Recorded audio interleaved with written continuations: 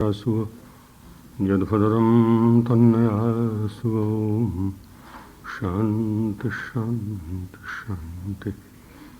कल्याणानां निधानं कलिमलमथनं पावनं पावनानां पाथेयं यन्मुमुक्षो सपदि परपदप्राप्तये प्रस्थितस्य विश्रामस्थानमेकं कविवरवचसां जीवनं सज्जनानां बीजं धर्मद्रुमस्य प्रभवतु भवतां भूतये रामनाम।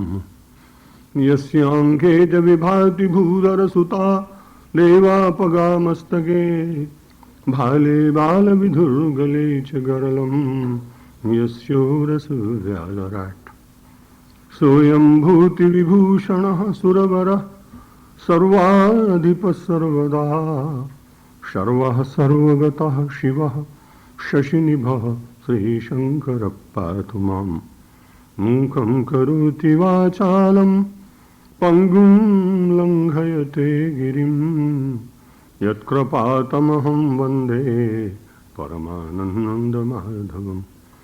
वसुदेवसुतं देवं कंसचाणूरमर्दनं देवकी परमानन्दं कृष्णं वन्दे जगद्गुरुं। नमो ब्रह्मण्यदेवाय गोब्राह्मणहिताय च जगद्हिताय कृष्णाय गोविन्दाय नमो नमः। नारायणं नमस्कृत्य नरं चैव नरोत्तमं देवीं सरस्वतीं व्यासं ततो जयमुदीरयेत्। परम सम्माननीय अनुभवरत विवेकी श्री बाबूजी, मातृस्वरूपा विदुषी श्री सरला बिरला जी, कला मंदिर के विशिष्ट अधिकारी श्री श्रीकांत मंत्री जी, बिन्नानी जी, सदस्यगण, श्रोता बंधुओं और मातृशक्ति, हम सब लोग पुनः अपने इस स्वाध्याय यात्रा के चतुर्थ दिवस यहाँ एकत्र हुए। भगवान का स्मरण निरंतर जीव के लिए कल्याण का पथ प्रशस्त करता है और इसलिए भी भगवान का स्मरण रखना चाहिए। श्वास श्वास में प्रभु रटे, खाली श्वास न होए, ना जाने इस श्वास का आवन होए न होए, क्योंकि पता नहीं अगला क्षण अपना है कि नहीं है।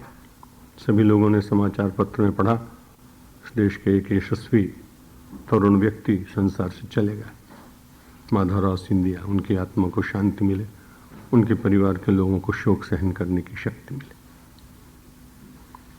बाकी हम सब लोग जो जीवित रह जाते हैं ऐसी घटनाओं के बाद, हर घटना हम सबको सचेत करती है। निश्वासे कह विश्वासः कदा रुद्धो भविष्यति। निश्वास के ऊपर क्या विश्वास किया जाए कि कब ये बंद हो जाएंगे।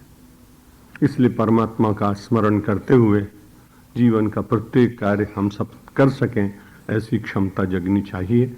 आइए एक क्षण भगवान का नाम लें और फिर आपसे कुछ चर्चा करें। श्री राम जय राम जय जय राम।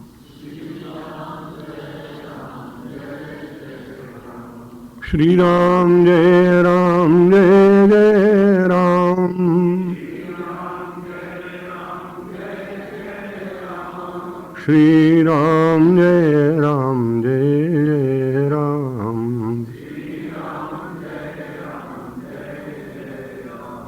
श्री राम जय राम जय जय राम।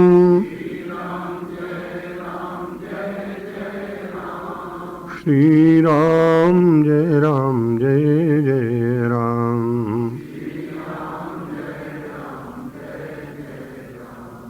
जय शिव शंकर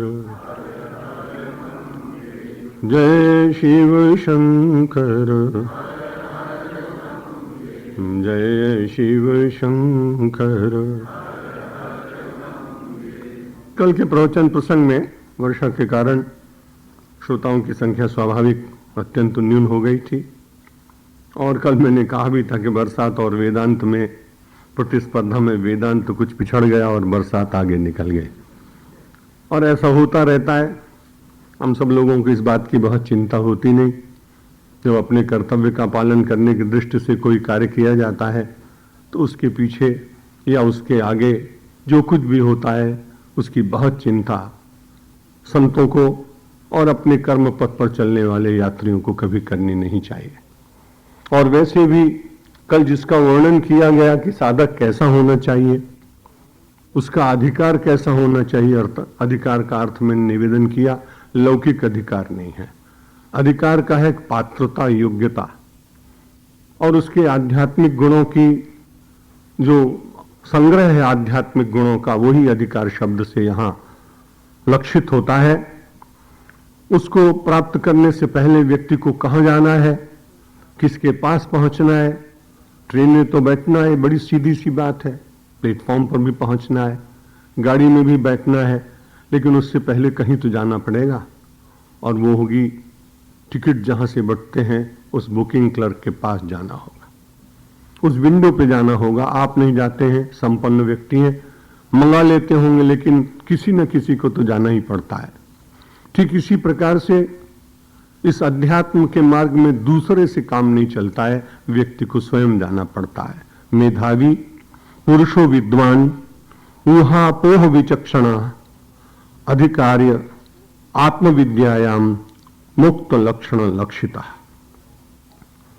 उस व्यक्ति का सबसे पहला गुण यह होना चाहिए कि मेधावी हो। स्वामी जी महाराज का एक ग्रंथ पढ़ रहा था तो उन्होंने कहा कि भाई जो बुद्धू लोग हैं वो वेदांत में गति प्राप्त नहीं कर सकते। फिर उन्होंने एक बड़ी अच्छी बात कही कि पहले हमारे यहां बुद्धू शब्द था ही नहीं, लेकिन जब सनातनियों का और बौद्ध धर्मावलंबियों का कुछ आपस में मतभेद हुआ उस काल में, शंकराचार्य जी के समय में, तो एक बहुत अच्छे बुद्धिमान आदमी को मन में विचार आया कि बौद्धों को गाली दे, लेकिन शिष्ट गाली होनी चाहिए। अपशब्द तो कहें पर उससे पीड़ा न हो। तो सबसे पहले बुद्धू शब्द बौद्ध धर्मावलंबियों के लिए निकला, और वो आज तक ऐसा हो गया कि हम सब लोग बुद्धुओं की श्रेणी में कई बार आ जाते हैं। लेकिन एक लाभ है, पिछले दिनों मेरा एक प्रबुद्ध भारती में कहीं प्रवचन हुआ, संस्था का नाम था, काफी बड़े बड़े अधिकारी सरकार के सभी आए थे, कई IAS ऑफिसर्स भी थे। तो मैंने अपने प्रवचन के पर्यवसान में बात बड़े विनम्रता पूर्वक लोगों से कही कि प्रबुद्ध होना तो बहुत अच्छी बात है, कि उसमें व्यक्ति की मेधा का निखार होता है, लेकिन अगर विश्व का संरक्षण करना हो तो मुझे ऐसा लगता है कि बुद्धुओं की संख्या संसार में बनी रहनी चाहिए। वो युद्ध नहीं कराते, वे केवल रोटी कपड़ा और मकान तक ही उलझ कर रहते हैं, और प्रबुद्ध व्यक्ति जब उससे अवकाश प्राप्त करता है तो समाज में विग्रह उत्पन्न कराने का यत्न करता है। इसका मतलब ये नहीं कि सब लोग अशिक्षित बने रहें, लेकिन हम सब लोग वेदांत के वाचक, श्रोता और जिज्ञासु हैं। इसलिए भगवान आदि शंकराचार्य कहते हैं कि आपको सबसे पहले कहीं जाना पड़ेगा। जैसे यात्रा पूर्ण करने के लिए टिकट लेना पड़ता है, वैसे ही अपनी योग्यता को धारण करते हुए उस योग्यता का परिचय उस व्यक्ति को देना पड़ेगा, और जिससे उसका हृदय द्रवीभूत हो और अपने ज्ञान की जो किरणें हैं और ज्ञान का जो प्रवाह है वो मेरी और आपकी ओर उसे खोलने का अपने आप ही मन में उसके विचार जग जाए। रामकृष्ण देव के पास बहुत लोग आए थे, कितने ही तरुण आते थे, कुछ जिज्ञासा के कारण आते थे, कुछ कुतूहल के कारण आते थे। कुछ लोगों को विश्वास नहीं होता था कि भगवान का स्मरण करते करते कोई व्यक्ति अचानक भाव समाधि में चला जाता है, ऐसा उस समय लोगों को विश्वास भी नहीं होता था। कभी ऐसा लगता नहीं था कि कोई पूजन करते करते कोई व्यक्ति अपने आराध्य के ऊपर चढ़ाते हुए पुष्पों को अपने शीश पर ही चढ़ा लेगा, ऐसा कभी लोगों को विश्वास होता नहीं था। इसलिए जब रामकृष्ण देव ने काली की पूजा करते करते दक्षिणेश्वर में एक मध्य रात्रि में निशीत वेला में उनके चरणों में चढ़ाने वाले सारे फूल और अचानक उनके मस्तक पर चढ़ाने लगे, कुछ लोगों ने देखा और प्रातःकाल स्वामी विवेकानंद को कहा कि तुम्हारे गुरु पागल हो गए, क्योंकि हमने अपनी आंखों से देखा है कि उन्होंने काली के चरणों में चढ़ाते चढ़ाते पूजा के पुष्प अपने शीश पर एक नहीं अनेक बार चढ़ाए और बड़े आनंद का अनुभव भी करने लगे। विवेकानंद ने विचार किया, कैसे कहूं अपने गुरु को यह बात, लेकिन बड़ी नम्रता पूर्वक उन्होंने कहा कि मेरे एक मित्र ने आज आपके लिए जो शब्द कहा मैं सहन नहीं कर पाया, और उसने कहा कि तुम्हारे गुरु पागल हो गए, इसलिए मैं अपने मित्र की बात आपके चरणों में निवेदन कर रहा हूं। रामकृष्ण देव ने कहा, परमात्मा करे ये पागलपन तुझे भी जीवन में कभी आ जाए, जब जीव ही अपने को ब्रह्म मानकर अपने पुष्प अपने ऊपर चढ़ाने लगे। ऐसे लोग इस देश में हुए, और उसके बाद स्वामी विवेकानंद के ऊपर उनकी कृपा का अवतरण हुआ है। वो बनना नहीं चाहते थे सन्यासी, उनके जीवन चरित्र से आप सब परिचित हैं, इसलिए उसके विस्तार की आवश्यकता नहीं।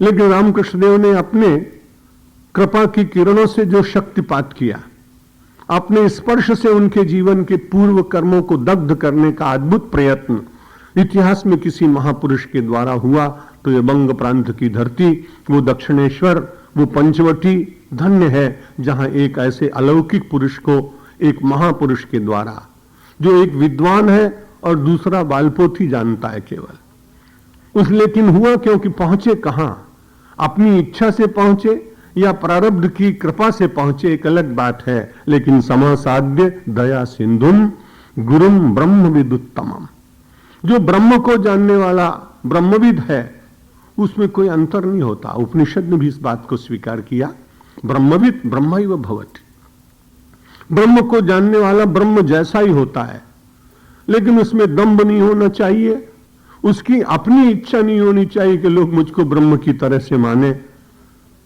आजकल बड़ी कठिनाई हो रही है, विज्ञापनों के द्वारा गुरु बनते हैं।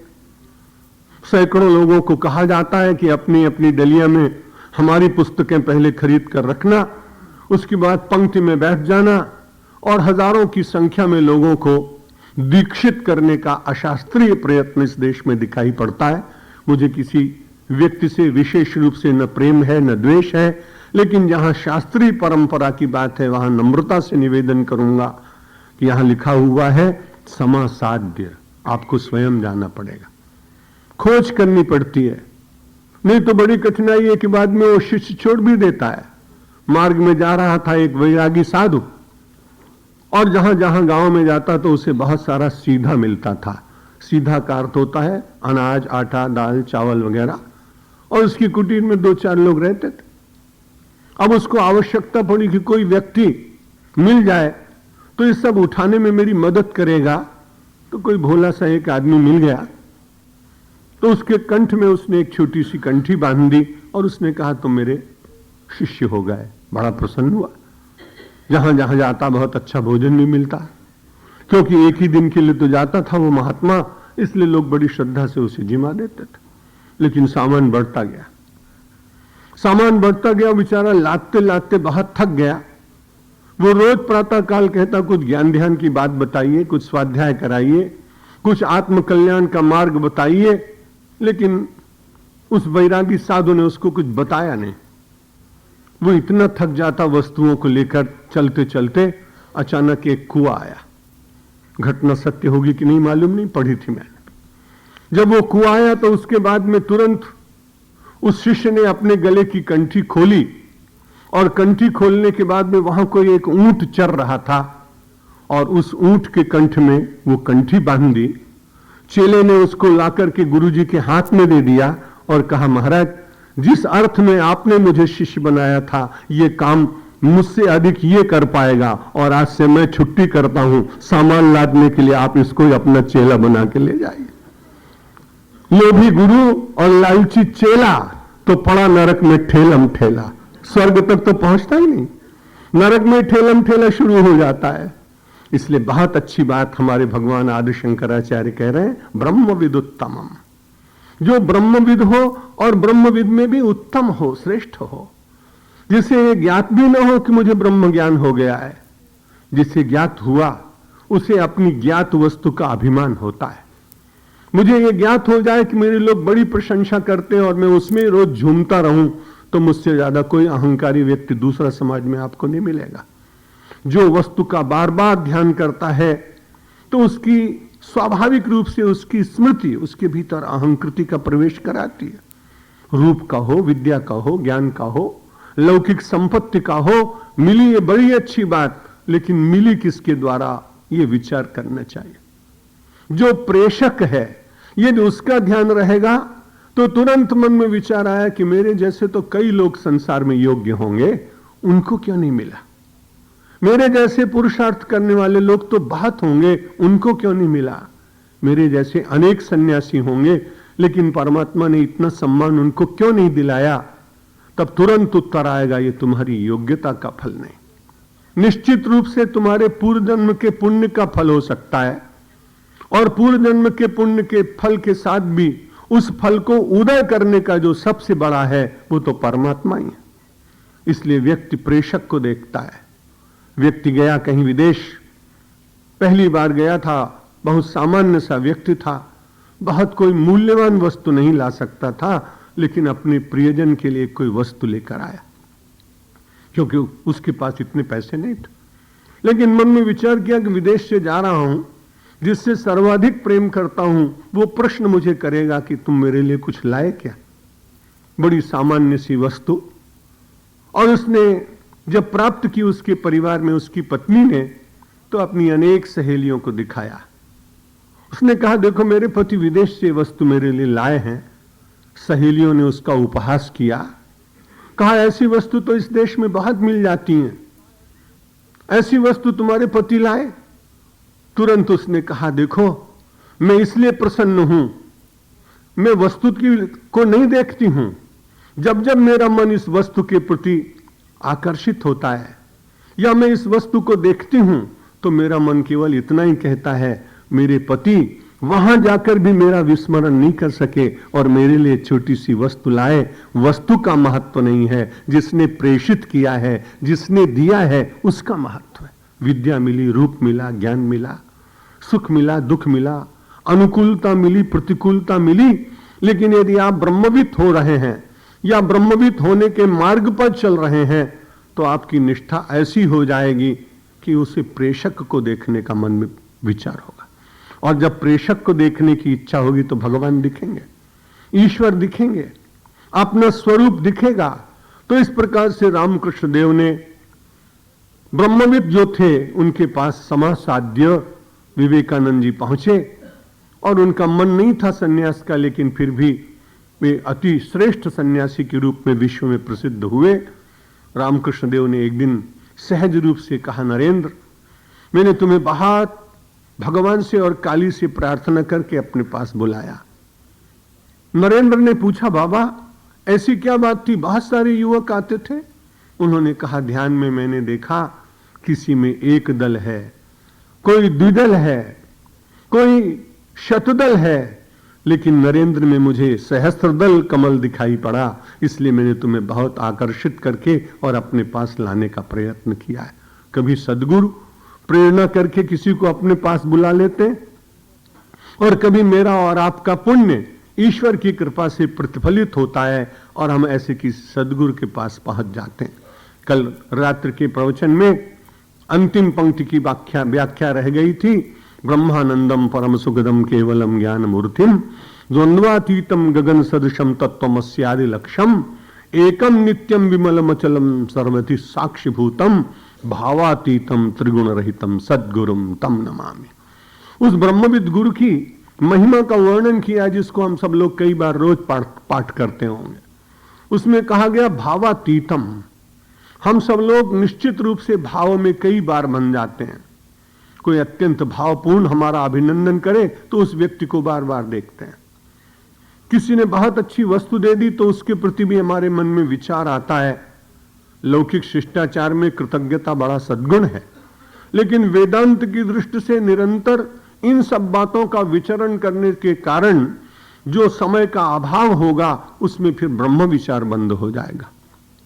इसलिए कई लोग सच्चे और अच्छे महात्मा केवल एक दृष्टि डालकर उसके बाद पुनः अपनी आंखें बंद कर अपने आराध्य का ही स्मरण करने लगते हैं। आप में से कुछ लोगों ने हरि बाबा जी के दर्शन किए होंगे। मुझे अपने ब्रह्मचारी जीवन में उनके 2-3 बार वृंदावन में दर्शन करने का अवसर मिला। संकीर्तन बहुत अच्छा करते थे। उड़िया बाबा जी के बहुत ही निकट थे, दोनों साथ ही रहते थे। लेकिन मैंने कभी उनको आंख उठा के देखा नहीं, तो उनकी गर्दन टेढ़ी हो गई थी। कई बार लोगों से पूछ लेते थे, और किसी को बहुत ही निकट से देखने की इच्छा हो तो व्यक्ति को झुकना पड़ता था। किसी ने पूछा, बाबा आप अपनी गर्दन ऊपर ही नहीं करते हैं। उन्होंने कहा सारे संसार में पता नहीं कितने योनियों में गर्दन ऊपर करके ही तो संसार को देखता रहा हूं। इस बार भगवान ने ऐसी ही प्रेरणा कर दी कि जो अपने भीतर विराजमान है, यदि गर्दन नीची रखोगे तो उसी अंतर्यामी का बार बार ध्यान होगा। ऐसा आप मत करिएगा, नहीं तो सड़क पर गिर पड़ेंगे और आपको तकलीफ होगी। ये तो कोई कोई महापुरुष केवल अपनी क्रिया और अपने जीवन के आचरण से थोड़ा सा संदेश देते हैं कि जगत को बहुत देखा है, लेकिन जगदीश्वर को देखने के लिए कुछ देर के लिए आंखें बंद करनी ही पड़ती हैं। सदा के लिए आंखें बंद हो जाएं, उसके पूर्व यदि व्यक्ति अपनी आंखों को प्रातः, मध्याह्न और सायंकाल बंद कर अपने अंतर्यामी ब्रह्म स्वरूप का ध्यान करे तो उसके अंतिम क्षणों में बंद होने वाली आंखें निश्चित रूप से कृतार्थ होकर जाती हैं कि उनके भीतर जगत नहीं बसा होता, केवल जगदीश्वर का ही निवास हो जाता है। अभ्यास करते करते होता है। कल अभ्यास की बात निवेदित कर दी गई थी। भावातीतम, जो ब्रह्मविद गुरु है वो भाव से अतीत होता है, दूर। सब कुछ ग्रहण करने के बाद भी पश्यन श्रवण स्पर्शन ग्रहणन नुन्मिषन्न पिशन्यपि। श्रीमद् भगवत गीता कहती है कि उसे जगत में रहना है, इसलिए देखेगा। संसार के कार्य भी करने पड़ेंगे, लेकिन आपको अपने को तटस्थ रखने का प्रयत्न करेगा, अपने को उदासीन रखने का प्रयत्न करेगा। उदासीन का अर्थ ही नहीं होता है कि जिसमें हताशा हो, निराशा हो। उदासीन का अर्थ हिंदी में कुछ भिन्न है, लेकिन उदासीन का अर्थ था उत माने ऊर्ध्व, आसीन माने बैठा हुआ। जगत में रहते हुए भी उसकी दृष्टि निरंतर परमेश्वर की ओर होगी, इसलिए उसका जगत बंधन का कारण नहीं होता। एक ही क्रिया किसी के लिए बंधन का कारण होती है और वही क्रिया दूसरे व्यक्ति के लिए तपश्चर्या बन जाती। धोबी जब कपड़े धोने के लिए जाता है तो उसको 2 घंटे तक लोगों के कपड़े धोने पड़ते हैं, लेकिन 2 घंटे तक कपड़े धोने के बाद हर कपड़े के बाद उसका विचार होता है 50 पैसे पक गए। और ठीक उस कपड़े धोने से कम समय लगता है एक माला जपने में, और एक माला पूर्ण हुई तो साधक विचार करता है मेरी गायत्री माता प्रसन्न हो गई, मेरे श्री कृष्ण प्रसन्न हो गए, मेरे श्री राम प्रसन्न हो गए, मेरा देवाधिदेव महादेव प्रसन्न हो गया, मेरे गणपति प्रसन्न हो गए, मेरी जगदम्बा की कृपा मुझे मिलेगी। जो जिसका आराध्य है उस आराध्य का चिंतन करने वाला व्यक्ति जल में उतनी गहराई में खड़ा है जितनी गहराई में धोबी खड़ा है। धोबी का श्रम अधिक है, साधक का श्रम कम है। अधिक श्रम करने वाले की प्राप्ति बड़ी थोड़ी है, और कम श्रम करते हुए आराध्य का दर्शन करके अपने जीवन को कृतार्थ करने वाला व्यक्ति कम श्रम से भी अपनी मन की वृत्ति भिन्न होने के कारण उसका फल भिन्न हो जाता है। इसलिए आप जगत के लिए निरर्थक नहीं होंगे। कल के प्रवचन में भी बात निवेदित की गई थी कि वेदांती और ब्रह्मपरायण व्यक्ति जगत के लिए जितना हितकारी हो सकता है, शायद जागतिक व्यक्ति उतना ना हो पाए, क्योंकि जागतिक व्यक्ति के राग और द्वेष जुड़े होंगे। वो अपनों को कुछ अधिक देने का प्रयत्न करेगा और कुछ लोगों की उपेक्षा करेगा। जिन लोगों ने उसकी कभी अधिक प्रशंसा की हो, सेवा की हो, उन लोगों को अधिक देने का प्रयत्न किया हो, और जिन लोगों ने उसे कभी न देखा हो उसकी वो उपेक्षा कर सकेगा। लेकिन जब ब्रह्मज्ञानी संसार में चलता है तो उसके सामने उसकी एक ही दृष्टि होती है, सबके भीतर एक ही तो है, सूत्रे मणिगणायो, और फिर वो किसी के साथ द्वेष नहीं कर सकता है। जिसे वेदांती ने आत्मा कहा है उसी को भक्त राम और अपने इष्टदेव के रूप में कहता है, और गोस्वामी जी तो डंके की चोट कहते हैं। उसका मन कैसा होता है, उसकी प्रणाली कैसी होती है, उसका व्यवहार कैसा होता है। उमा जय राम चरण रत विगत काम मद क्रोध निज प्रभु मैं देखहि जगत तो कासन करहि विरोध। भक्त और वेदांती संसार में प्रेम और मुदिता और संतोष की जो धारा बहा सकता है, केवल व्यवहार में जीने वाला व्यक्ति संभवतः वैसा न कर पाए। उमज राम चरण रत विगत काम मद क्रोध। उनके भीतर से 3 वस्तुएं अपने आप निकलती चली जाती हैं। वो चेष्टा न करे तो भी उसके भीतर इन 3 तत्वों का अभाव होता है। 3 दोष मिटते चले जाते हैं, विगत, काम, मद और क्रोध। प्राप्त हुई किसी भी क्षमता का उसके भीतर अंधकार अहंकार नहीं जागता है, मद से बच जाता है। कामनाएं पहले बात होती हैं, लेकिन जैसे जैसे आत्मविचार करता है वैसे जगत की अनित्यता का बोध होने के कारण कामनाएं अपने आप शमित होती चली जाती हैं। कैसे शमित हुई उसे ज्ञात भी नहीं होता है, अपने आप मन का परिष्कार होता चला जाता है।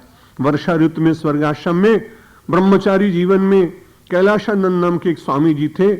दिन भर उपासना करते थे और सायंकाल वे होम्योपैथी की दवाई बांटते थे। बहुत लोगों को लाभ होता था, क्योंकि शायद उनकी औषधि के साथ उनकी कृपा और आशीर्वाद भी काम करता होगा।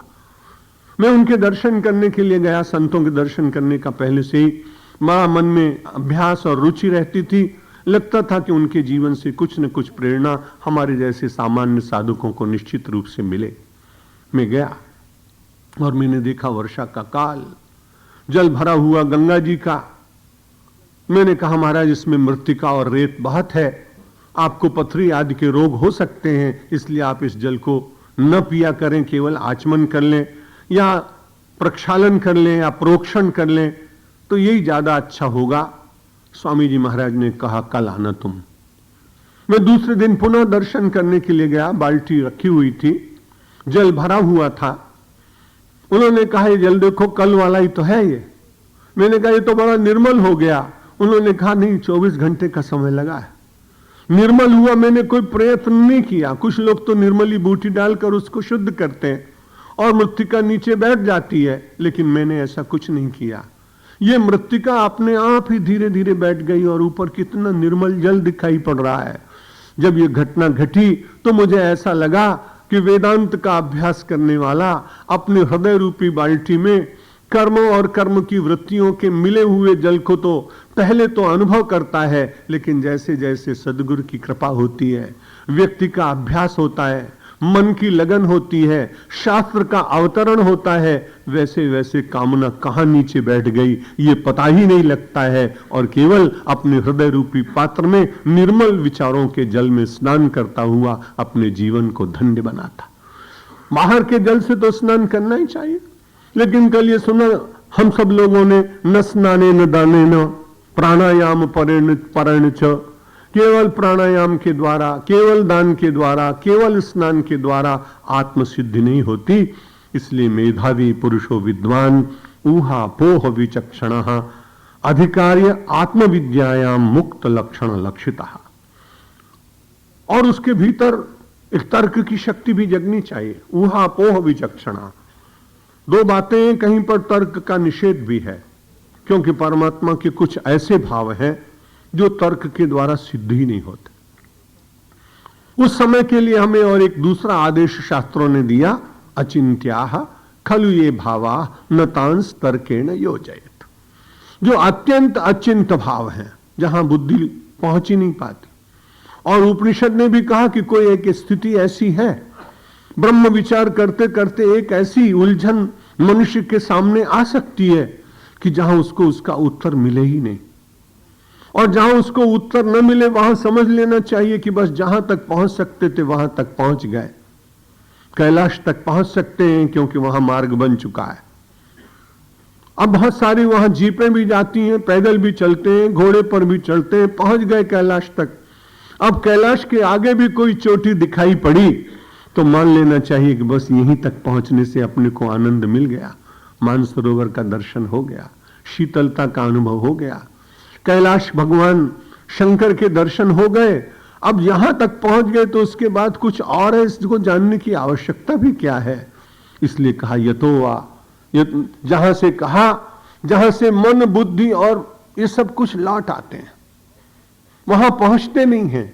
इसलिए वहां जहां नहीं पहुंच सके उसमें उलझने की आवश्यकता नहीं। मन वाणी और बुद्धि ये सब लौट आते हैं। इसको गोस्वामी तुलसीदास जी महाराज ने भी अपनी रामचरितमानस की चौपाइयों में कई स्थान पर कहा है, अस सब भांति अलौकिक करनी महिमा जा सुजाए नहीं बरनी।